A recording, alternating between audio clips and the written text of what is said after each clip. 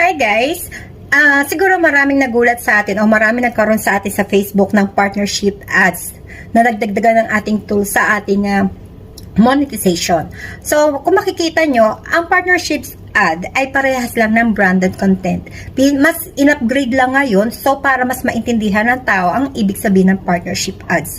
A partnership ads ito ay isang pag-endorso o pagtatag nyo ng kumpanya o halimbawa ay meron kayong ginamit na produkto at nagustuhan nyo ang produkto na to at ni-reviews nyo, ipinost nyo at itinag nyo yung company. That's the time na mapansin kayo ng company and that's the time pumapasok yung partnership ads kasi hindi mo alam yung company na yun, nakita niya yung videos mo at nagustuhan niya the way how you endorse the products and yung output ng products. And that's the time na makikipag-collab sa'yo yung company to endorse their products more or para ma-review pa yung other products na meron sila. So, yun yung partnership ads. Doon tayo magkakaroon ng maraming kita pero hindi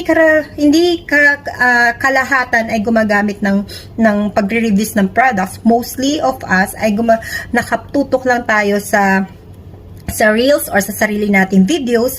So, ang partnership ads kasi is other sides of another income. So, it comes from the company. Kung ikaw yun nga, na itag mo sila and that's the time na papasok ang partnership ads. So, if ever na mag-reviews tayo ng products and nagustuhan natin yung products na yun at pinost natin, better way na itag din natin yung company o yung products na yun, baka doon ay mapansin tayo at syempre pwede rin sumikat at madagdagan ng views. Usually kasi mga artista lang ang nag-endorse ng mga products na to, but we have also rights na ma-expose natin or mabigyan natin ng magandang reviews yung mga products na ginagamit na natin at mapansin din tayo ng company na yun at magkaroon tayo ng partnership ads. So, yun lang. Hope nagustuhan niyo yung konting reviews ko about or knowledge ko sa partnership ads.